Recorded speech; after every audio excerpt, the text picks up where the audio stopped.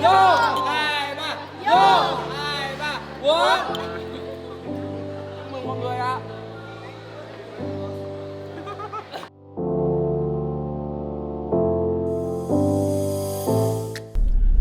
Hey, what is going on, guys? Tonight is the 2020 FOQ Christmas party, but before I get to that, I've got to get to church. I've got about 5 minutes to get down to Annalee church before Father Adrian sees me coming in late. Here we are, about a minute late.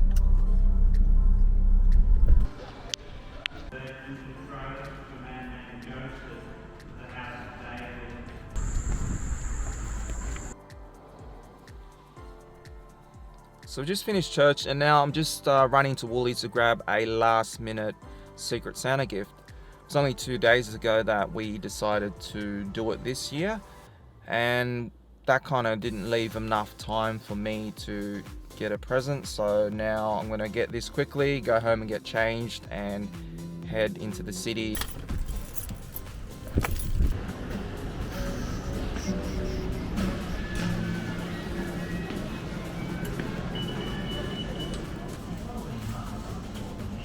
So this year's Christmas party was planned pretty late. It was a last minute job, organised 3 days in advance. And like every other year, I found myself with the dilemma of not knowing where to go. Last year we had steak, and the year before that we had steak again. So this year no one wanted steak. But doing what good bosses do, I delegated this role to Mr. Tan, because if he chose somewhere that sucked, at least the staff can't blame me. Cái câu chuyện đó là tối mai quán có Christmas party mà mình nghĩ hoài không biết đi đâu hết, thì bây giờ mình transfer cái bàn mà để lựa chỗ nào đi ăn á cho người này. Ok, để tí cho em 5 phút, tí em sẽ quyết định cho mọi người, em sẽ book bạn. Bạn Tân sẽ book là tối mai mình sẽ đi. Đừng mắc quá nha, không là anh phải lại rửa chén cho cái quán đó. Em nghĩ là nên đi ăn ở cái chỗ Gorilla. Em đừng có nói ai, em nói Xin chào các bạn. Mình nghĩ là cái buổi này là mình nên đi Gorilla Barbecue Restaurant. Okay. Nghĩ là cũng ngon á.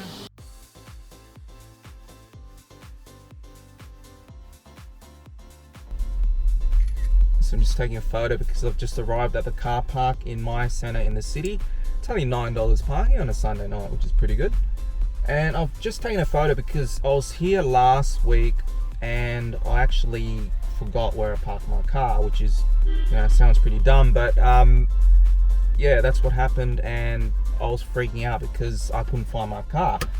And I was standing in the spot directly below one level where the car was parked, so I'm just taking photos. So in case I do end up getting drunk at this Christmas party, I still got a reference point.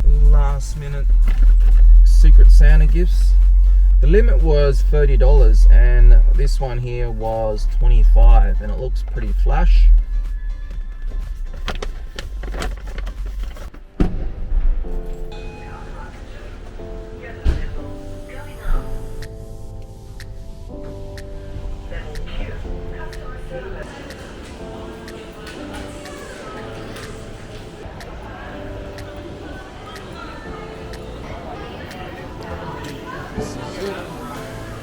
So here we are at Gorilla Bar. I've never actually been here. It's pretty busy. I was late to the party, and when I arrived, I received what I thought was a rock star entrance.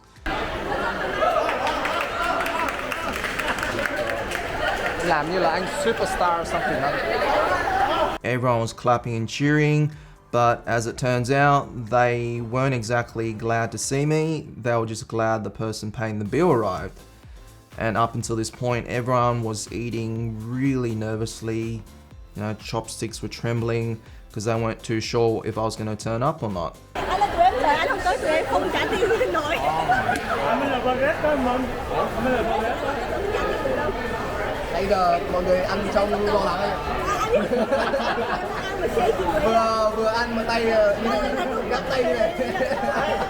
2020 was a really bad year for a lot of people, but for us, it was our breakout year.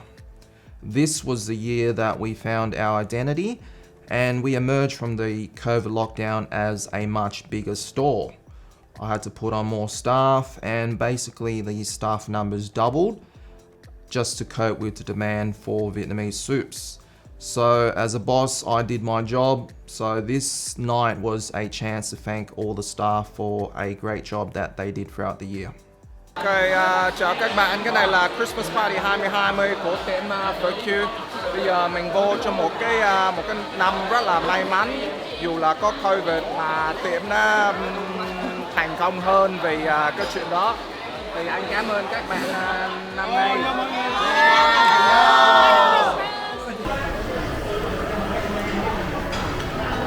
Cái này là gì vậy? Cái này là gì vậy?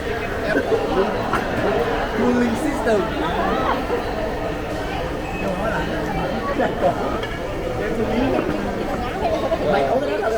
At this point, it didn't occur to me that Mr. Tan chose Korean barbecue, of all places. And I thought, man, I've been slaving away all week cooking food for people, and now on my only night off, I'm gonna cook my own food. Which actually reminds me of this story back in 2010 when I opened up my first restaurant in the Valley, Red Lotus. This is an actual menu from 2010 and it had a lot of cook your own dishes on it, like do-it-yourself rice paper rolls or fondue, as they call it in Vietnamese, nhung yum, or barbecue, Vietnamese barbecue, which is nướng vị. So this whole cook your own meal at the table was a hot trend that was happening down in Sydney where we were from. And we thought we were smart by bringing it up, but we quickly found out it wasn't really a hit with the locals up here in Brisbane. And the thing about cook your own meals at the table is it's a really Asian thing. Korean barbecue or hot pot or lẩu as they call it in Vietnamese, steamboat. It's not really an Aussie thing, and it was a concept that the locals here just couldn't grasp, because the way that Aussies see it is if they pay their hard-earned dollars to go to a restaurant, they expect a chef to expertly prepare their meal. If they wanted to cook, they would have stayed at home. I remember this one Aussie bloke who said to me, "So what you're telling me is I gotta pay you guys to cook me own food at the table. Are you guys for real?" Wow, cái này ngon không? Cái này là blueberry. Ủa nước của anh đâu ạ? Nước của anh đây này.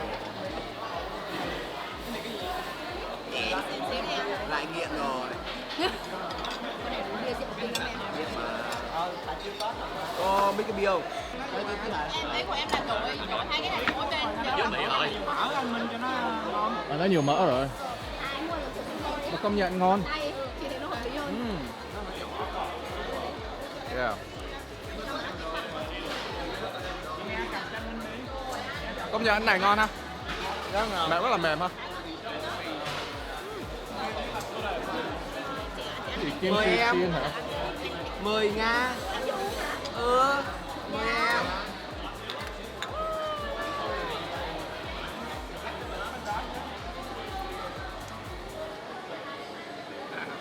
Cái này thịt mắc lắm á, em đừng có overcook nha. Em delicate nên Cho anh medium rare nha.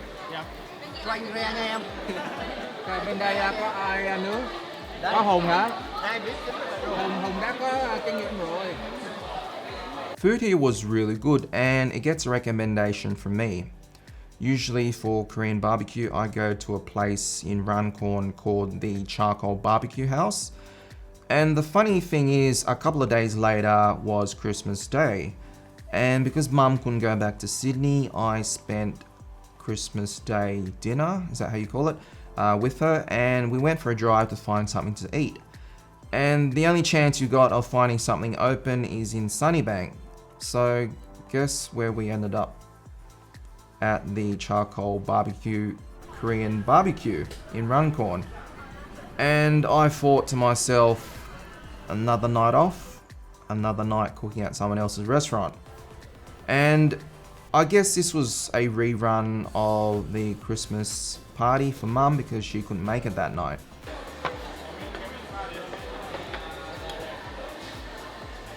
Ngon không Hoàng Từ Anh? dạ cũng bình thường thôi anh ạ. Không bằng rượu cần ở quê em.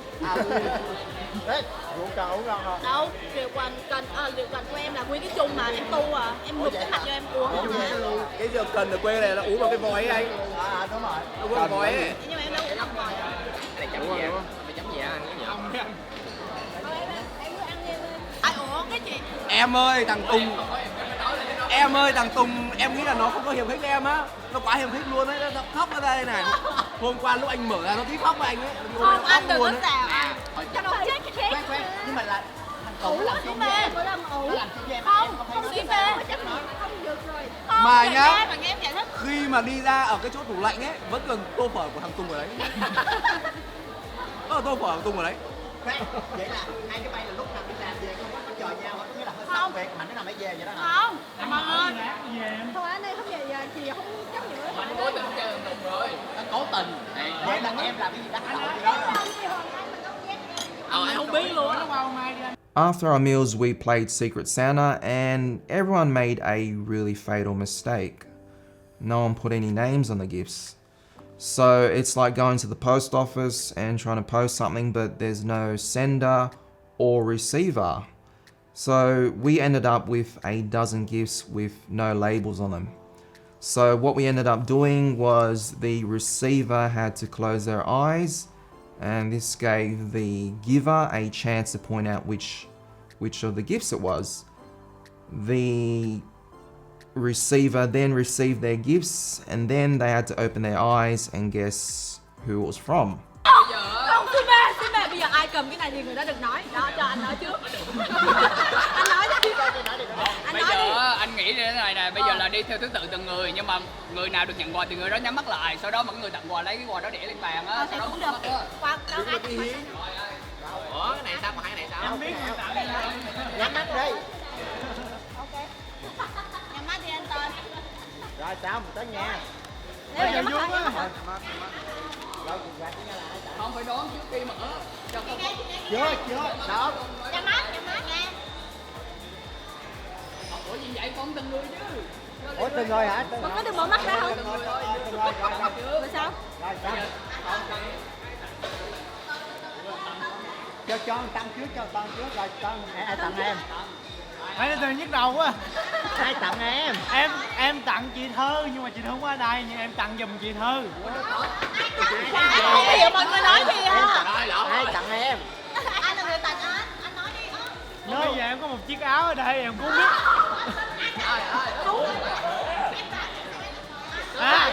Bỏ nó qua. Ok em mới lấy, ok em mới lấy.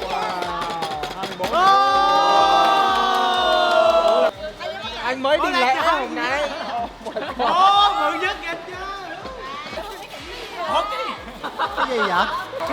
Đầu tư đẹp quá ha, dễ thương ha.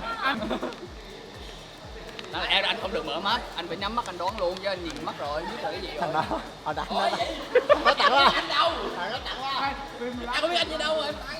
Đây à. Thằng cái bên anh đó. Anh lên nè, anh lên nè. Anh không có giờ, anh mới phải đi mua lì xanh có biết cái gì để Cái gì mua vậy? hết. À thuốc bổ Cái này não. là Là khỏi phải. Ủa là thêm 2 cái ly nữa hả? Anh tặng một ly. Thì tặng đồ lót gì mọi người? Áo lớn mà.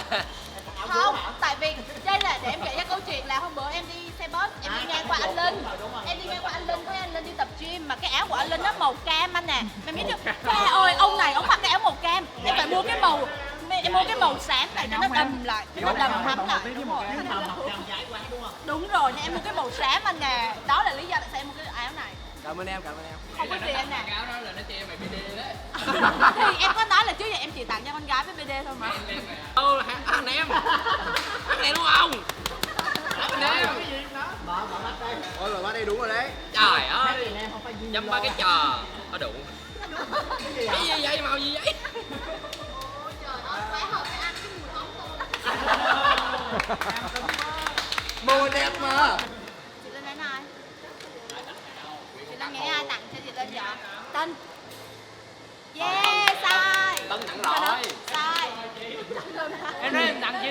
Rồi, chị sẵn rồi đúng không chị? Coi đón lần rồi đó. Coi trước. Ủa, mà coi có gì trong chứ? Trời ơi, gõ Đấy thôi. Em mới qua nè. Em bắt ngàn lắm đâu. anh Trừ Mới chữ là có bà. Em Thôi ơi. Chưa hết. Coi bánh, coi bánh. Rồi em cái ly này trời cái bọc Starbucks này chắc luôn. Em biết ngay mà. Ủa, Starbucks hả? Cái bình Starbucks. Bình Starbucks. Trời. Đó em biết sao không? Anh Minh rất là mừng mỗi khi mày về mày làm xong á mày lấy nước á mày không cần lấy hộp của mình nữa mày lấy cái này cho mọi người làm Được nước. cái lấy hộp takeaway của anh nữa. Đúng chính xác. Nhớ không em thích công chúa em thích màu hồng. Trời ơi. Tao lộn đúng hồng rồi lộn đúng công chúa. Đây, cái gì em mở em đoán cái này cái gì? Anh không? ơi. Rồi, rất là cảm ơn anh Phương. Chúc anh Phương sống lâu trăm tuổi. thử luôn em, thử luôn thời chỗ luôn. Chúc anh Phương sống lâu trăm tuổi.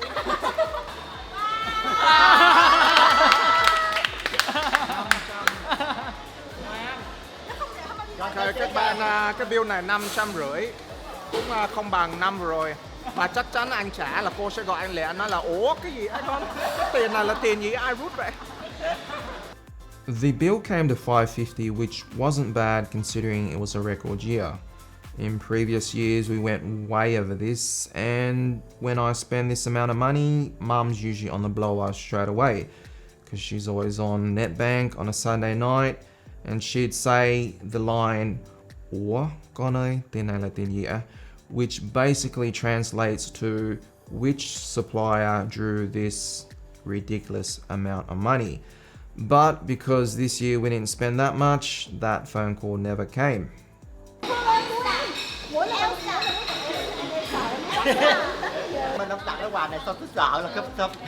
After this, we headed down to Queen Street Mall, and usually we go to the giant Christmas tree in King George Square.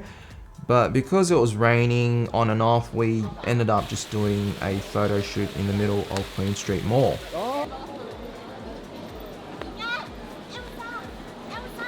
Elsa. Elsa.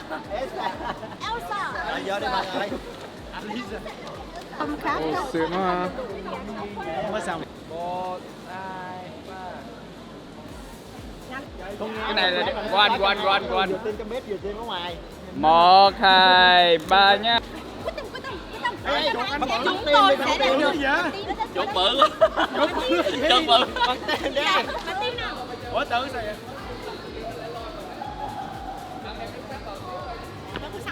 Ôm nhồi nơi đấy. Chắc ôm nhau rồi, tụi anh ôm nhau rồi thấy không? Nghe hai người liên ngược chậm ngược ở đây. Cái bút cục kỳ quá mọi người ơi, đồng đều lại. After this, everyone wanted desserts, so we only had one option since nothing was open, which was Maccas. So we headed upstairs to like the fanciest Maccas I've ever been to. Like legit, this place was fine dining category. And last time I was here was maybe 10 years ago when this place used to be like an eatery by that hair guy, Stefan. And it was really, really nice. It's like if you wanted to go here for a photo shoot without having to pay for a studio, this is the place to go to. Giờ mình vô McDonald's mình mua kem.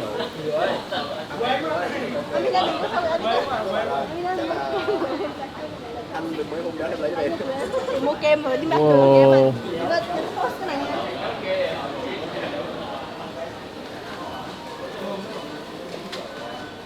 Mua đâu vậy?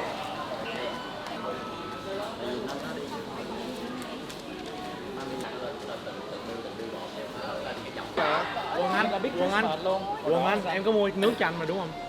Anh Hồ mua sao? Nhưng mà em trả tiền. Được. Đây, tôi như thế nào luôn em? Anh. Ồ, cái này đẹp hả? Này chỉ để chụp ảnh mà.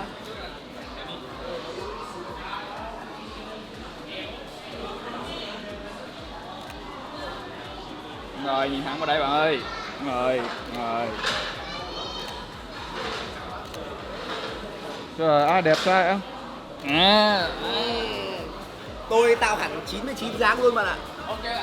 Hai bạn đằng sau đây đang làm một cái fashion shoot vì cái đèn đóm ở trong tiệm này rất là đẹp. Em ăn cao màu xanh Sợ này. easy mà ăn không được đâu. Không có cái mụn nào. Mà làm gì có mụn đâu. Nghĩa là mọi đứa thầy tới cái đứa nào đó giống như cái trường nó kêu là đứa Facebook hỏi gì công việc cái gì đó thì điện thoại nó xong cái em mới nghĩ cái em mới nghĩ đến chuyện với em, cái em mới nhận ra là bạn thân của bạn gái em thích em. Mẹ không được ra được luôn đấy. Kéo được. Cuối cùng em vẫn nói chuyện với bạn gái em thì em vẫn nói chung là vẫn quen đó bây giờ. Nhưng mà lúc đầu á là bạn